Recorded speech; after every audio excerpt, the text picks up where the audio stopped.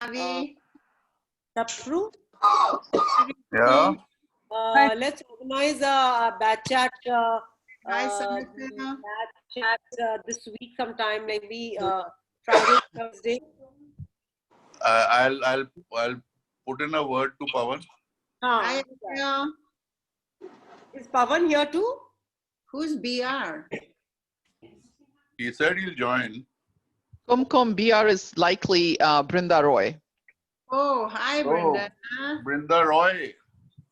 I think so. Brinda, if that is you, say hello. She's probably on mute. Hi, hello. Welcome, welcome, Rinalini. Hi, Ashish. My sister is also here. Hi, Randeep. Who's your sister? So, well done, Sangeeta. Galaxy A15. Sangeeta Agarwal, kindly put on your video. Is AB Alok Bal here? Mr. Wright, welcome, Mr. Wright. Alok is here, man. Alok Bal. Yeah, I'm on. Alok with Bal, video. Shivalik House. This is Sharad. Sharad Hey, Khanna. hi, Sharad. Fine. How are you? Where are you, Alok? Yeah. I'm actually driving around and walking, so my video is off. Okay, but where are you in US? San Jose to be exact, the Bay Area. I was there last year. Yeah, my brother-in-law is there. I'll meet you Don't next worry. Hi, folks. When you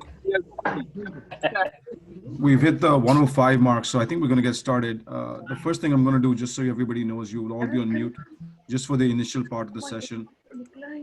So there you go. Just to get started.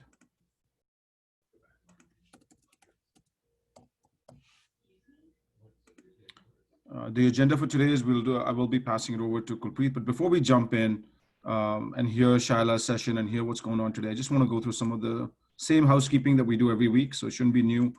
Your mics will be muted for the first half of the session. You have the, you can unmute your mics during the Q&A, so you'll be able to unmute yourself. Send your questions throughout the course of the presentation. You will be able to send them via the chat button. And you can send them, don't wait till the end. So we do queue up the questions. The first you get them in, the more likely that Shaila will have time to answer them. And then, as I mentioned before we got started, there should have been a poll option for you. If you haven't seen it yet, please actually go ahead and try to get that poll in. We are trying to get feedback on the sessions overall. And with that, I will pass that over to Kulpreet, to you. Thank you, Karan. Good afternoon to all the OSNArians in North America, and good evening to all in India and elsewhere around the globe. Once again, my compliments to Kumkum and her team at OSNA for organizing the fourth in the series of talks on the electric Zoom of the OSNArians addressing their professional journeys and COVID-19 relief efforts. Last week, we had a very inspiring and informative talk given to us by Dr. Neeti Pal, HGD'76, the Medical Director of KPMG's Global Health Practice in the UK. Today, we have Shaila Brijnath HGD'82, European equity trader and founder of the Aasraa Trust, Dehradun. Introducing her will be Maitri Pritam Singh, HGD'85. Maitri walked into the folds of SNAR in 1976 and graduated in 1985. Her favorite teachers were Mr. Roberts in prep school and Mrs. Khan in senior school. An undergraduate from Temple University in Philadelphia. She is a master's in public health from Yale. She has been in New York City working in public health for the last 20 years, which includes 10 years at the New York City Department of Health, and is currently a senior director of informatics at a health center in Chelsea. She attributes her resilience and life's achievements to the discipline and habits she developed in Sanaa. Shaila excelled in swimming and athletics and was a chess champion in 1979 whilst at school. A keen participant in the extracurricular activities in school, she directed 2 house dance shows, painted in oils, and mulched in the mushroom garden.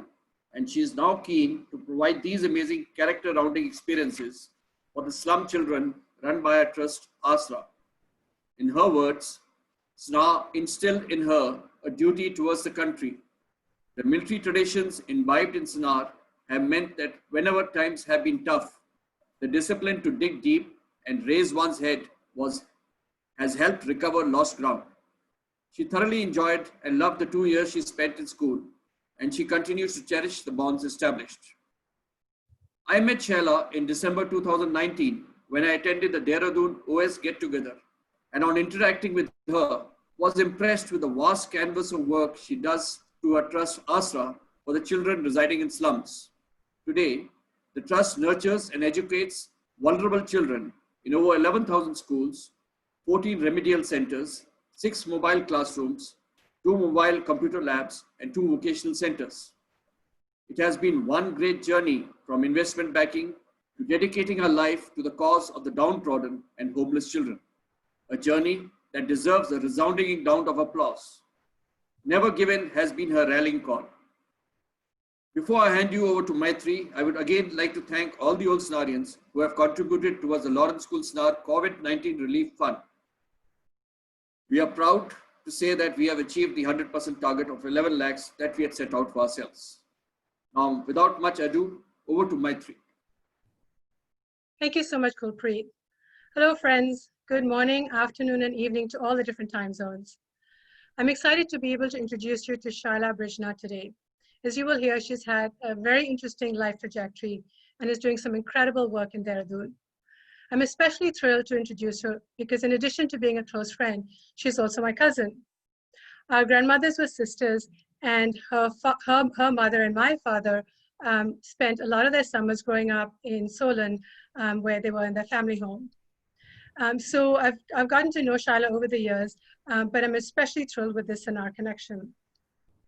We also have a long list of Sinar alumni between the two of us, starting with my father, Preetham Singh, who was a graduate in '52, and my aunt, Jasjeet Man Singh, who graduated in '54. In addition, there's a whole slew of cousins who are our generation who also graduated through Sinar. So including Shaila and myself, Una Man Singh was there till '81, and my sister Mimi, who's also on the phone, was there till '84. Lastly, for those of you who recognize her last name, might also know Shaila's cousins Rahul and Rohit Brijnath, who were there in the early '80s. So all in all, between the two of us, we have some really good, solid family representation in Sinar. So as mentioned, Shaila was there for 2 years between '78 and '80, sandwiched nicely between her initial school days in New York City and then her final high school graduation in London. And so how a kid transitions between those 3 world-class cities of New York, Sinar, and London is probably a story for another session, but we'll wait for that one. Shaila and I got to know each other really well when she worked in New York for a year and she lived in the village. And that's when we really got to know each other as adults. And I got to appreciate the wonderful person that she is.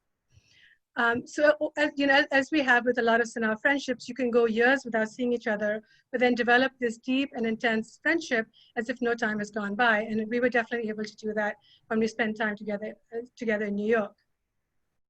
Over the years, I've come to appreciate Shaila for her many, many wonderful qualities, which I'm sure you'll recognize. She's smart, energizing and energetic, boisterous and tenacious, and she approaches life with such zest and generosity. Her generous spirit is completely evident in Dehradun, where she has adopted 50 stray dogs from the city. So she's got this generous heart that is really, really wonderful to be around. Nothing she does is half-hearted, and she brings these wonderful, unique qualities not only to her friendships, but to her work, as you will soon hear. Sadly, I don't have any naughty stories to tell you about Shaila from her school days, but I'm sure once we're done with the recorded part of the session, her batchmates will be happy to fill us in on those stories. She went on to get her graduate education in University of Kent in Canterbury, and her focus was in the philosophy, psychology, and sociology of education. She then worked in Paris and London for 13 years as a European equity trader, and then made her way back to India. Even though her earlier career path was in finance, she returned to her original passion, which was in education, to establish the NGO Aasraa, where she has been a passionate advocate to provide opportunities for marginalized children. The presentations that you've seen so far in this wonderful series have been so incredibly inspiring. And it's wonderful to see how we've all made such different people of ourselves given our initial foundation in Sanar. Today, we're going to switch gears a little bit and go not from the macro high level, but to the micro level to hear from Shaila what she and her staff in Dehradun have been doing at Aasraa. As mentioned, she's been working to meet the needs of some of the unemployed, migrant, daily wage laborers in the city. I'm now going to hand it over to Shaila to talk about her work, not only at Aasraa, but also in this time during the COVID pandemic. Over to you, Shaila. Thank you, Maitri. Good evening, everybody. Karan, may I share the screen? Absolutely. And we can see you, so perfect. Okay, is my screen up? Yes, it is. All right, lovely, thank you. So again, good evening, everybody. Thank you for joining us today to listen to the story of Aasraa. A grateful thanks to Kumkum, Karan, Anjum, and Ranjit for organizing the series, Maitri for being the moderator, and General, a renewed energy to bring Sanar alumni together. As you mentioned, we met at the official launch of the Dehradun chapter in December 19, and Shomi Das was actually able to join us that day, which was quite wonderful. It's an honor to share with you my journey to talk about Aasraa and the last 2 months of this COVID effort, relief effort. I'm a little nervous on Zoom, but Kumkum has assured me that Sanar is like family, and it's a wonderful way to say it. It's a big family, and thank you for listening. So as mentioned, my 2 years in Sanar were probably the best school years that I spent. There was always something interesting to do, always friends to do it with, whether it was school, plays, sports. One day we were at shooting practice, one day at art. The scenery was breathtaking, and it was actually such a privilege to be there. It's a time of innocence as well as independence, because we had the freedom to choose which activities we wanted to do. As the General mentioned, I painted my first and only oil painting. I played chess and won the championship in '79, but I think more by fluke. Directed 2 dances for house shows, and of course, we cannot forget Charlie's and gorging at that great institution.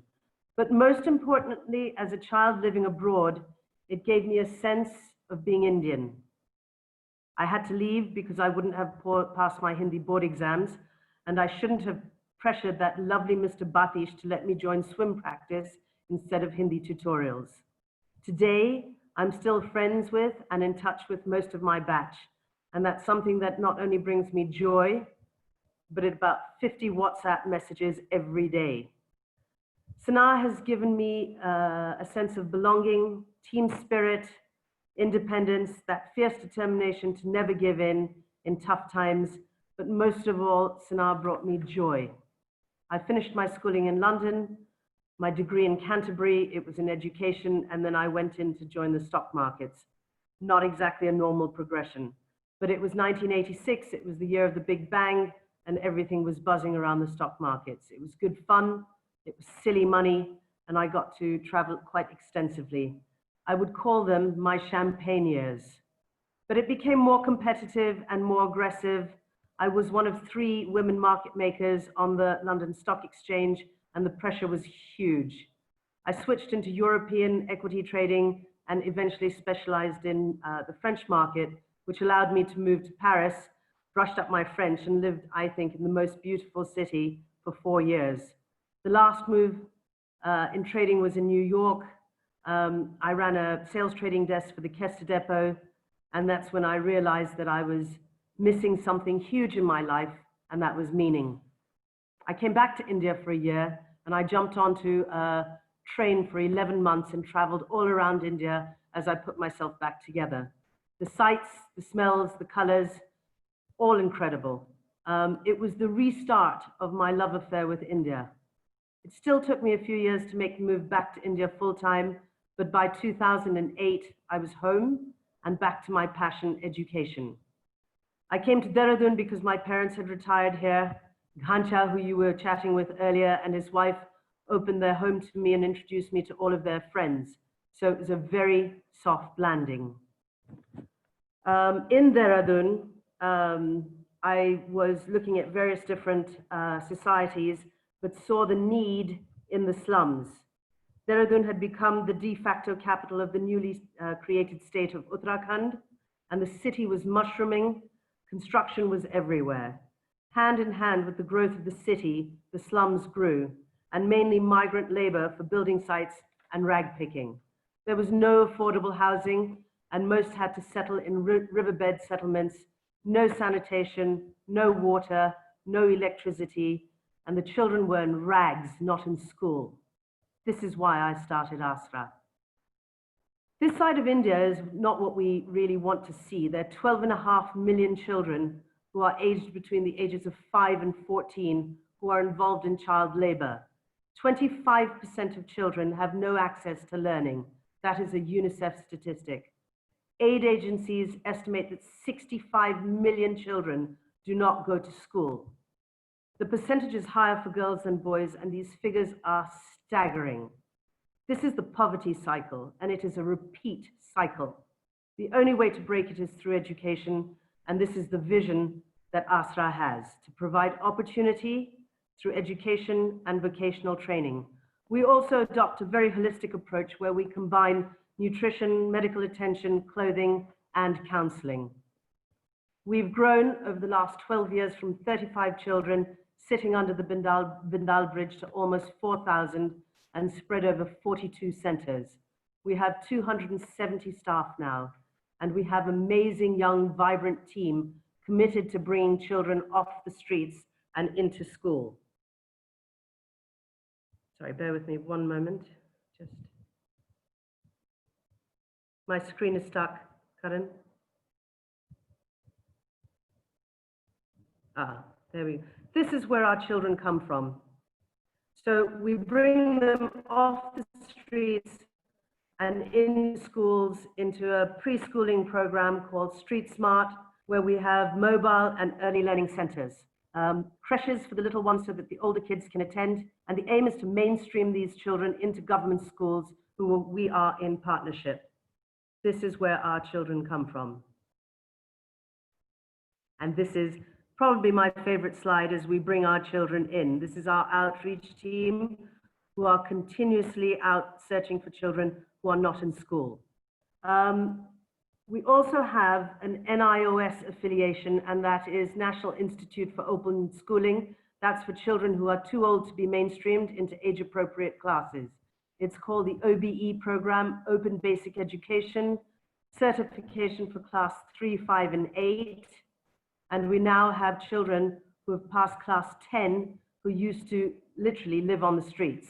The NIOS program is also involved with vocational training, and this is a hugely important part of what we do at Aasraa, and it is an area that we will continue to grow. We have 4 residential shelter homes for children who have nowhere else to go. And sorry, I just skipped over one thing. The after-school program, WINGS, is to reinforce conceptual learning, keep children off the streets while their parents are at work. Last year, we launched our first special needs center. We have kept children at our residences to carry on their education after school at undergraduate level and diploma levels. The biggest struggle we've faced is to convince parents to send children to school and not to work. 12 years of committed work with parents and community to explain that the earning potential of children after an education or skills training. We have built this trust with the community. They are happy that their children are safe, fed, clothed. The USP, which is the unique selling point of Aasraa, is that there is no unreachable or unteachable child. We have never said no to a child. We launched mobile learning centers. We launched mobile learning centers to reach the children. We converted our entire fleet of buses. We put inverters on them, fans, large TV screens, which were linked to laptops, and we drove to where the children were. In conjunction with this, we launched a computer-aided learning program to raise the bar of education. Audio, visual, and interactive This captures the imagination of the child and increases their ability to retain. We've been able to use world-class material, such as the Khan Academy, and we've trained our teachers to use it. I'll come back to this point with regard to the face of education after COVID, the digital learning platforms. We're also about to launch a fellowship program for MBA graduates to come and analyze the market, which industries will develop post-COVID, and then see what different levels of training which will be needed for our children. I'll now move on to Aasraa's relief effort.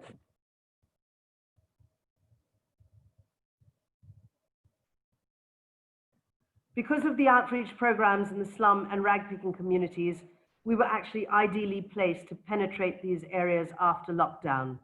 As I mentioned before, 12 years of work in the community with a strong trust bond, and what started as an exercise to make sure Aasraa children and their families in the slums were looked after during lockdown, this turned immediately into a relief effort for all families without work and therefore food. We assembled our outreach team, our drivers into a delivery channel. The logistics team, led by our CEO, scrambled to find vendors who could source and pack rations. Our fleet of vans, school buses, and our food delivery truck were used to load and deliver. We've been delivering essential dry rations now since the 23rd of March.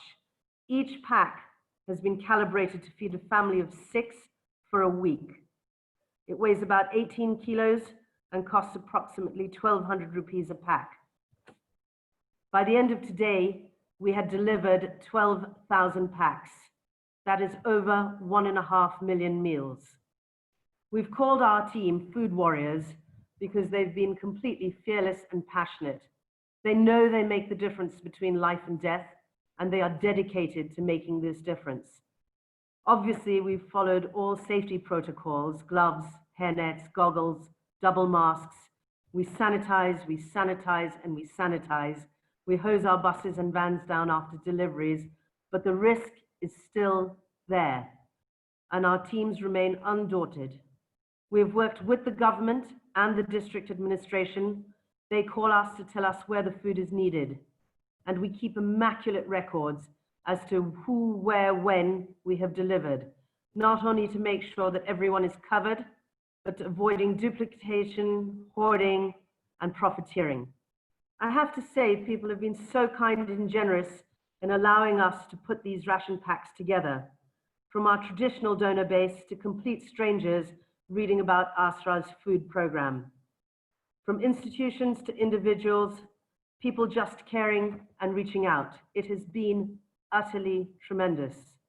In fact, our very first round of rations were kicked off by an old Senarian, Kabir Bhandari. Since then, many others have joined. And although it's been great to be busy and contributing in this hour of need, we are well aware that what we have done is the smallest thimble in a vast, vast ocean. And it is actually heartbreaking to see the gratitude on people's faces as they receive food packs. We are committed to delivering these rations throughout Dehradun district while they are needed. And we are happy to liaise with any other NGOs to share our model. The plight of this invisible majority has been highlighted because of COVID-19. No work, no wages, no food. We continue to see these disturbing images of people trekking across India just to go home. Children on their hips, scant possessions on their heads, and tattered feet for the long march home. An estimated 3 million people are on the move, and they are literally dying to get home. We must do more. The poor don't have the luxury of social distancing.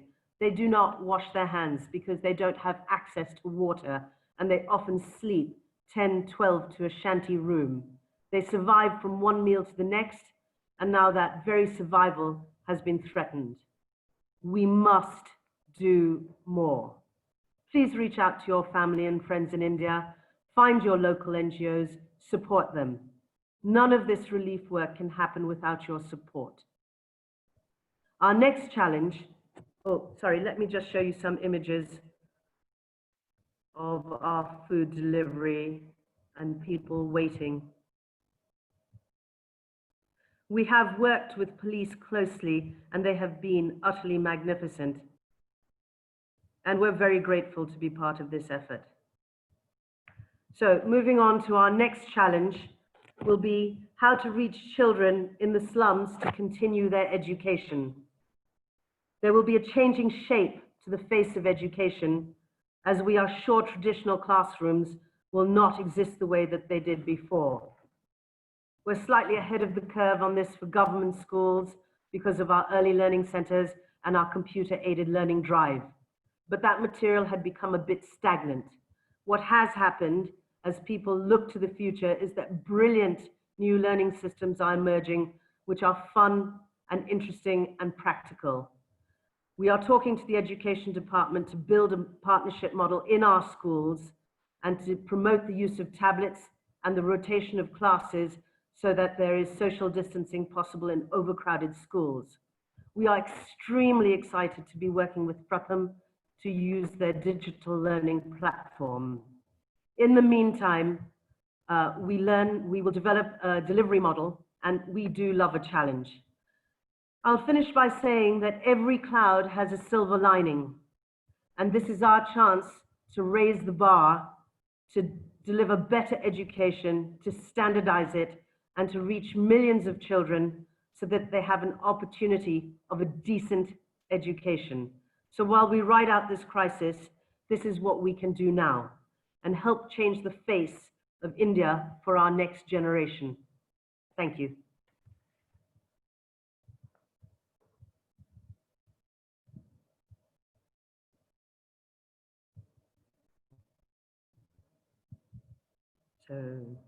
Thank you so much, Shaila. Thank you for a wonderful, wonderful talk. Each time I hear you, I learn so much, and I have so much more appreciation for the work that you do. So thank you for that. I am now going to start with the questions. I think folks can unmute themselves. And the first question that we have comes to us from Sapru.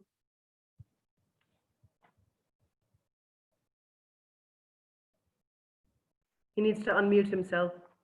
I think everyone can unmute themselves at this point, right, Karan? Yes. Yeah, now.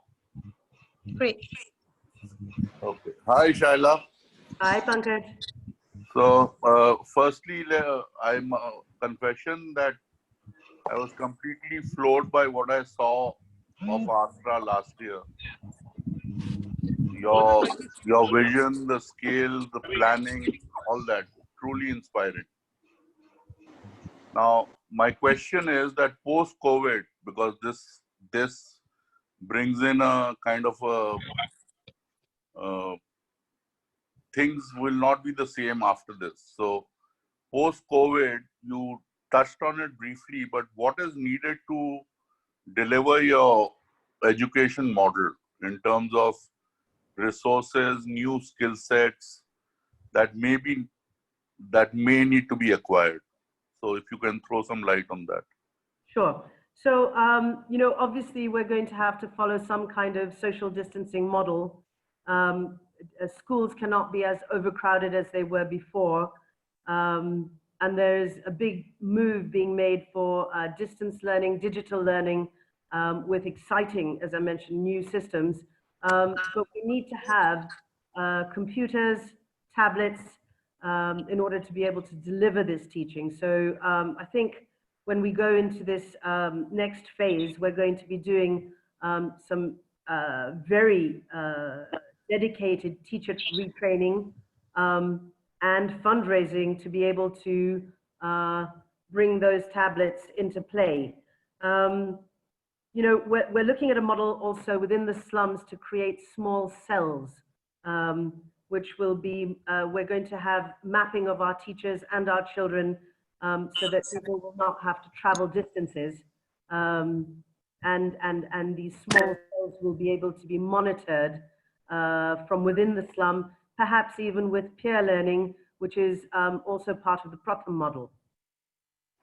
Thanks, Sapru. Thank you.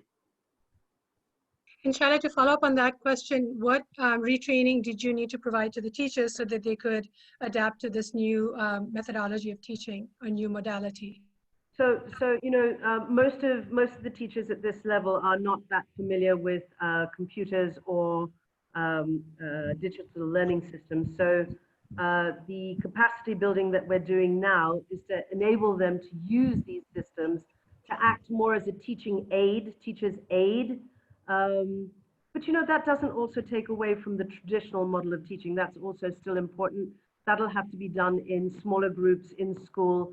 As I was saying, maybe on a rotation basis. We have to work this out. We simply cannot continue the way we had before, which is overcrowded, you know, classes with 30, 40, sometimes in government-aided schools, 60 children. That simply cannot happen. So we will have to invest in technology and deliver on those systems and teach teachers how to, or demonstrate to teachers how to use this to promote learning on tablets. Thank you. The next question is from Harveen Maan. Hi, Harveen.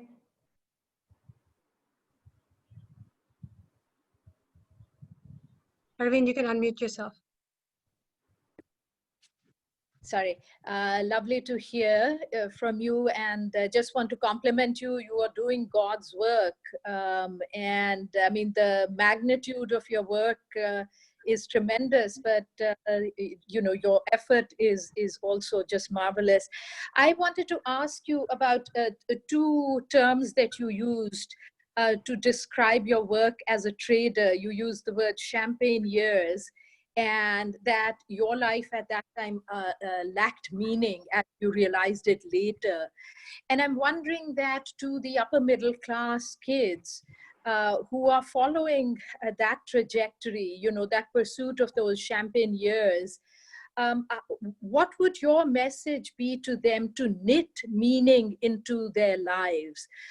This idea of service to the kids, and then more directly in terms of the children at Sanar, for example, the school children there, how can you introduce this idea of just sort of the accident of birth, one child being born in this family, the other child being born in that family, and sort of this encouragement, this socialization right from the start about service and doing for others? Well, I mean, I have to say that, you know, using that term accident of birth, that is something that I've always felt, that I have been able, you know, to access education and experiences based purely on the family that I was born into. And I don't take that privilege lightly. Most schools now have SUPW programs, which is socially useful, productive work. But I do think that a lot of that work is often more a nod to social work than actual sort of in-depth understanding of what the underlying issues are. I think one of the other reasons why I was able to have this particular bent was because I lived abroad and I wasn't used to the poverty. Every time I came back to India, I hadn't become inured to it. So I do think one of the things that can be done in schools is more awareness raising of what is around the children and an understanding of their privilege. The work that they do in SUPW programs should also bring them some meaning so that they can see the effect of it. I think, as I said, some of these programs just scratch the surface slightly. I think it would help to be more deeply involved at a school level. And just a quick follow-up, is there any way for us abroad in terms now of, again, the move towards more digital learning as you are seeing in post-COVID, is there any way for us to participate in, you know, volunteering as mentors or anything, even to the children on the ground there? I think that's a great question. So one of our supporters has been the Help Alliance, which is the Lufthansa group of employees. So in this time, while Lufthansa has been grounded, and they've been a supporter of Aasraa now for almost 5 years, and they run actually a couple of our centers, and it's quite fantastic. So they've actually sent their employees to ground level. Obviously now that's not possible. So what we've done is start a mentoring program while they're not working. So whether it's the pilots or their ground staff, English classes, mentoring. I think we're also going into areas like marketing. So anywhere where somebody has professional experience and would like to share it with our children, we can certainly do digital distance mentoring. That would be great. Thank you. Thanks so much. Thank you. Thanks, Shaila. The next question is from Malini Kumar in Shivalik 84. Hi, Malini. Hi, Shaila. Thank you so much for sharing all your wonderful work. Hugely appreciated. Shaila, I just wanted to ask you, is it possible that Aasraa does some sort of partnership with SANA and we do some sort of a program like an each one teach one, where a student from SANA works with an underprivileged child and we work out a model of education and Aasraa could partner in that process? We'd love to try that, but I will say that in the past, sometimes what happens, in fact, often what happens is that because the children, particularly in boarding schools, have quite hectic days, they're often not able to meet the commitment that they had made originally at the start of the program, but that's something we could work on, certainly.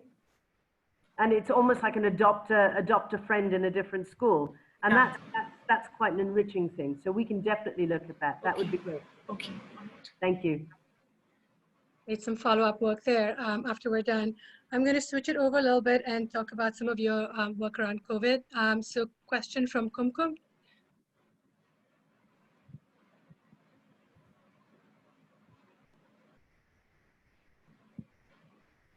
Kumkum, you might need to unmute Sorry, yourself. I forgot to unmute myself. I'm so proud of the work you've done, Shaila, and I wish I was younger and I could come and work with you. But hats off to you. I was just curious that I heard your children were living in these shanties, 10 to 12 per shanty. Have you, I mean, you've got 270 people on your staff.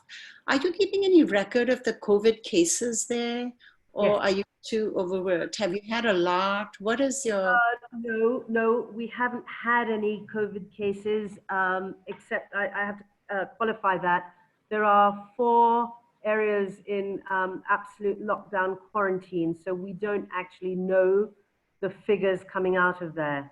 And we do have children in those lockdown areas.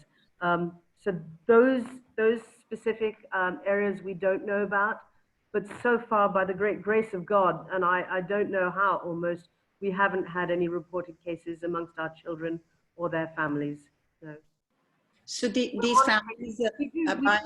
We do actually monitor this quite closely. We're in touch with all of our staff. Our outreach teams are still at street level. We have our medical team, which is out every day responding to all sorts of phone calls. So we've got quite a good handle on what's happening in the areas that we are allowed into. So, so these children that these families that you're servicing, are they living in shanties? Are they like overcrowded? Oh, Kumkum, I can't tell you how overcrowded it is. You know, in one of my slides, you saw sort of a gully in which families just literally spill out onto each other. It's very cramped. It's airless. It's dark, and I will also say they managed to keep their areas remarkably clean. There is pride in how they, you know, maintain their quarters, but their quarters themselves are tiny. So yes, I mean they are overcramped, and it's one of our greatest fears that, you know, if this sparks, how will people be able to stay safe? We've offered. I would suggest, and I know you're doing a lot of work, is sort of trying to keep some data and perhaps sharing it with authorities, because the model has been sort of, there's a dominant model about how this infection is spreading. And we're not getting information about communities like yours, like the community that you serve, and how it is surfacing there? Because I would imagine that all that we know from the data coming out is that it's a very, very infectious agent, and in these kind of communities, it would be interesting. The problem is on data. Yes, we've got our data and we have our mapping. But once there is a case declared, that entire area goes down into lockdown quarantine. So we don't have access anymore. But yes, we have shared all of our information with the district administration. That's how we're doing these food drives, because we keep meticulous records of where we go, where we're delivering to. So yes, we can certainly share that with the authorities. I don't know how to get information out from the authorities about what's happening in the quarantine areas. That I can't do. They haven't. So you've had 4 areas which have been quarantined that you were servicing. So there have been cases. So we still service those areas. We don't go directly in. We do it through the police thanas and we maintain a distance. We work a coupon system. And once the families are registered, because according to our packs, each pack is for a week, then we have to resupply. So we hand it over. I think the police have been marvelous. I mean, they are really front line. They still have to function in these areas. And we're now hearing, various bits of data coming out about how policemen themselves have been affected. And that's really sad. Maybe we need more protection as we go out onto the streets, but we can't get into the quarantine areas. Thank you. Thanks, Shaila. The next question is from Hapsi. Hi, Hapsi. Excellent work. Amazing. Question about scalability. How scalable do you think this model of education is? Well, see, now we're excited about that because we've actually been asked by the Department of Education to go into other districts of Uttarakhand. So with training, with hardware, and we call it the School Quality Enhancement Program. The way I would think to scale this would be to work with NGOs working in different districts, and we act as a resource center where we train them how to use these digital platforms, and then maybe send a resource person out with them. The way to fund this, I would have thought, would be through local industry in the CSR program. But there are some changes that are about to be brought by the government on CSR funding. I'm not entirely sure what form that will take, but it is scalable. It is certainly scalable, and it has to be scaled. Have you measured outcomes yet in some way of? So we've got our baseline surveys. We've got on this new Pratham model, we've just launched our first pilot project. But yes, we will have data, and I can share that with you when it comes through. Well, it's fascinating. Good job. But I mean, it really has to be done now, because one of the things that is so terrible is the quality of education that is being given to the children. And this is an opportunity to change that. And digital platforms, I mean, that's a standard quality of education. We just need to retrain teachers how to use it, and we should do that now. So is this all done in English or Hindi? Oh God, and it's not just in Hindi, it's also in local dialects, some of this. So, the Khan Academy was one of the first people to translate their programs into local languages. Really? I've heard Shaila teaching them in Hindi. Oh my God. That's amazing. Shaila, maybe you can do the rest of the session in Hindi now. Let's see how that goes. So the next question was from Divya Basin. Hi, Divya. You were Himalaya 83, if I remember correctly. That's correct. Hi, Divya. Hello, Shaila. Great work. It's so inspiring and motivating that I want to just get into a car and come to you and just, yeah, I wish I could, but soon, hopefully, to see all the work that you're doing and how we can all chip in. So I had a couple of questions actually. Like you said, you wanted to have, why don't we have more teachers and split the students rather than, you were saying, I'm forgetting the context now. Why I said that. Is space a constraint when you said you had to have more, more classrooms? I mean, why don't we have more teachers and split the students? I think you always have the restriction of space. So when we launched our SQEP, which is a school enhancement program, we chose schools which had space where we could build extra classrooms and that had space for infrastructure development. A lot of small schools don't have that, but even the biggest schools, which are now sort of overcrowded, having more teachers is not necessarily the option if you don't have extra space. So, I think we're going to have to go onto some kind of rotation model, and that's why I'm quite keen on developing this pilot to see whether we can go digital, and therefore, just to give you an example, if you have a primary school and you have classes 1 to 5, you could then have each class in for one day of the week and reset that programming on their tablet for work they can then do at home. Maybe obviously not in the lower classes, but then the mentoring model in the slums then comes into play. But more teachers in school is not the answer if you're space constrained already, and now post-COVID you're going to have more social distancing. The way forward is to have a better quality of teaching, retraining of teachers, and using new technology, digital learning platforms. Great. So like in the World Vision India, you have a plan where you have for each student, because I've been supporting that.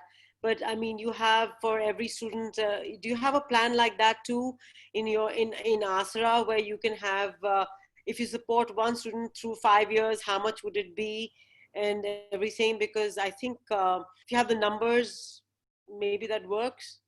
Yeah, we have a complete breakdown of costs. I don't have them in my head right now, but I can certainly share them with you. That would be great. But I mean, that would be great if you put this up in this platform, because, I mean, let's just start from here now rather than like wait. So if you have like a little guideline as to how many Indian rupees or dollars would it cost, to educate a child for 1 year, it'll be a good start. I mean, I'm just. Yes, I can certainly share that by next week. I can put that up if you'd like. But Divya, the problem is one of the problems coming forward now is, the face of education. Things are going to change. We're all going to have to revise our models based on how we can deliver this education. Sure. So, this is a work in progress now because everything's changing. That's true. That's true. I mean, COVID time, it'll be quite. I've been unmuted. Okay, so let's go on. No, you're still there. Okay, it said unmuted by the host. Anyway, so that's great, Shaila. So, I mean, I'll wait for your feedback on my queries, and let's hope to support you and join you in whichever way we can. Thank you so much. Fabulous, Divya. Thank you. Thank you. Thanks, Divya. So there's many more questions that we can probably get to. So I think we have time for a few more before we wrap up. Ranjit, I'm going to turn it over to you. Thank you. So, Shaila, my question is, what vocational paths do your students follow, and how successful are they? And you keep up with them after they leave? And the second question I have is about stunting. There's apparently, India has 1 in 4 or 1 in 3 children has stunting, which leads to a lifetime deterioration in IQ. does it make some sense to start your program of nutrition at birth so that you can better prepare all that? So Ranjit, that's a fantastic question, because that is something that we are very, very aware of. It's one of the reasons why we have focused so much on nutrition. In fact, this crisis has brought this process to a halt for now, but we have actually just raised funds for building a centralized kitchen, and PwC has actually funded the equipment for it. We do over 1,500 meals a day, but your point is even more valid. By the time the children come to us, there's already, cognitive development actually starts in the before birth. So the way we're looking at it is to actually target the young mothers, to bring them up to a health standard before they even get pregnant. So they are healthier, they're stronger, not just physically, but also mentally, and they are able to produce children, healthier children, but also a little bit later, so that if we keep them in vocational programs or school, they are older before they get married and before they start this continuous pregnancy cycle that they go into. It's an extremely important thing. In fact, we also do vitamin A for young mothers and children, newborn babies, through Vitamin Angels. But stunting is a terrible thing, and has to be, this has to be caught very early, because it does actually impair the cognitive development of the child. Yeah, hugely important. And our way of handling that problem is to work with young mothers before they become young mothers even. Does that make sense? Yeah? Yes, it does. Okay. And on the thing of vocational training, this is quite a new thing for us. We've been involved in vocational training now for just about 3 years. We're part of, as I said, the NIOS program. And so, we have vocational training models in computers, computer training, sewing, carpentry, but it's something that we have to look very, very hard at. We've been so involved in education up to this point, but I really do feel that without a proper vocation, education is almost meaningless, and we have to incorporate more of that into the model. I talked about the fellowship program. I want to look at industries that are going to be developed in this post-COVID period, and how we prepare our children for that. We actually have some children who went to Maruti's training. It's a 2-year training course. They do fall out quite, the attrition rate's quite high, because this happens obviously in different cities, and they're not really prepared to cope with that. Some children are still in the model, but we need to do much more of this. We need to do much more tie-ups with industry that actually lead to jobs afterwards. Thank you. Shaila. All right, our last question is going to be from Harbans Nagpal. Hi, Harbans.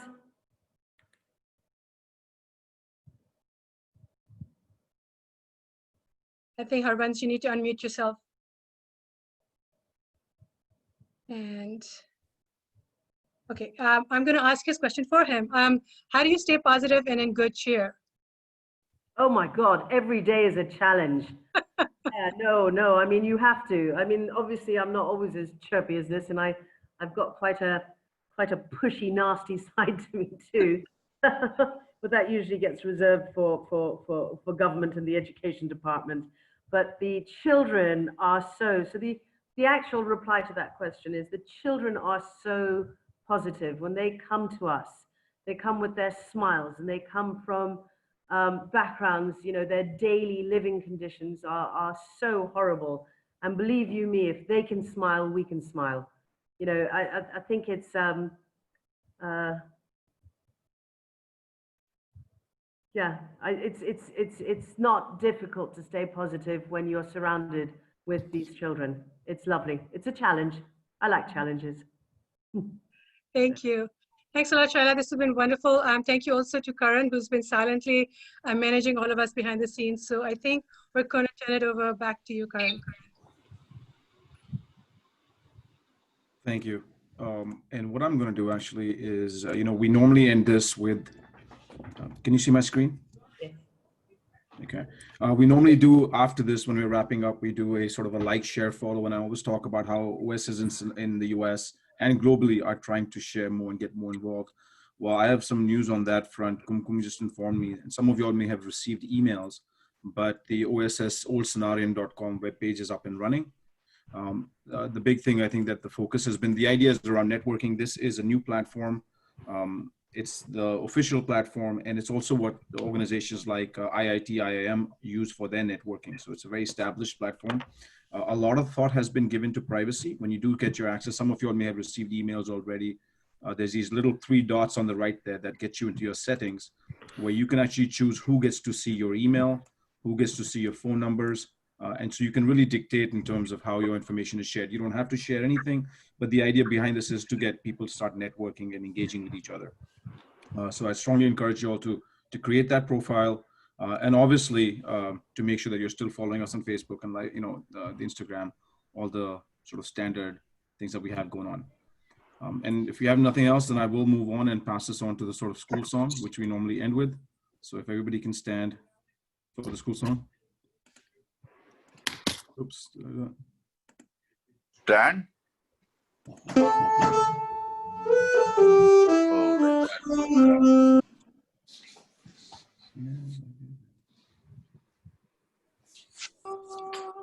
Strive to listen.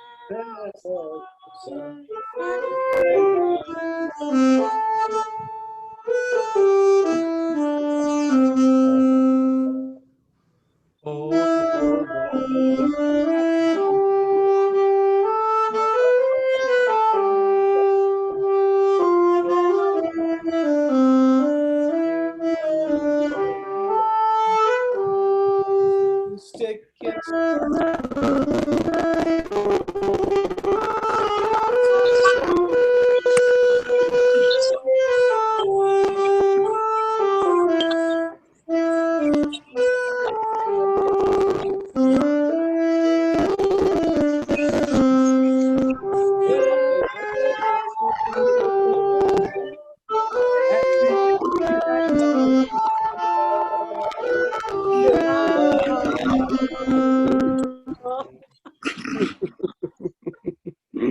Lovely, lovely, lovely.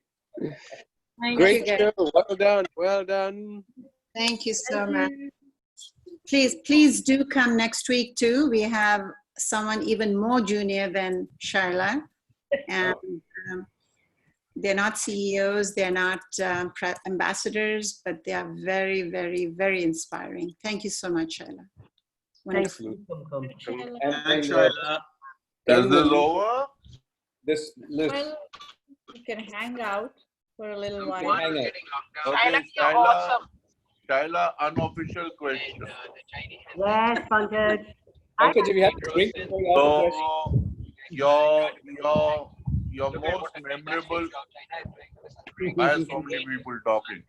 Yeah, the other countries don't need to worry about this at all. Okay. Can we your watch the most recordings if you memorable missed it? memory of Sana, and it has to be a cup one, and it has to be uncensored. So can you repeat the question? My most what memory? Of Sonar. Cup memory. Yeah. Memorable, which you can't erase. And it cannot be a sad one like Chappu told you something. It has to be a. I've got a great one. So it has to be a cup If you one. let me talk, I'll tell you. Yeah. So, guys, do you remember when the St. Stephen's team came up to coach us in athletics? Yeah, Bhattal came. Yeah. And oh gosh, I can't even remember the Mudgill and all of that. So then there was Yeah. And there was some, they decided to throw a social on a Sunday afternoon to